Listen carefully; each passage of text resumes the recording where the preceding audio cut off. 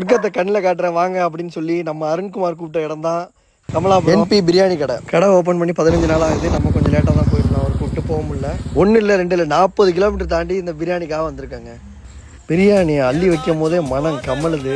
அந்த பீஸை பாருங்களேன், அப்படியே ஐயோ ஒன்று ஆக்கில் வச்செல்லாம் ஊற ஆரம்பிச்சிருச்சுங்க.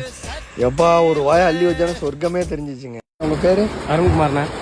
நம்ம கடை எங்கே இருக்கு? கமலாபுரத்தில் இருக்குண்ணே. திருவாரூர்லேருந்து மன்னார்குடி போகிற ரோடு கமலாபுரத்தில் இருக்குது. என்னென்ன பிரியாணி வெரைட்டிலாம் இருக்குது? இந்த மாதிரி சிக்கன் பிரியாணி இருக்குது, பீஃப் பிரியாணி இருக்குண்ணே. ஈவினிங்கில் வந்து சிக்கன் ரைஸு, பீஃப் மசாலு, பீஃப் ரைஸு. என்ன ரேட்ண்ணே ப்ரைஸ்ண்ணே? 100 ரூபா தானே. என்னென்ன ஆட் பண்ணுவீங்க அதில்? இதில் வந்து நம்ம நேச்சுரல் தானே, எதுவுமே ஒரு அஜினமோட்டோ கலர் எதுவுமே கிடையாதுண்ணே.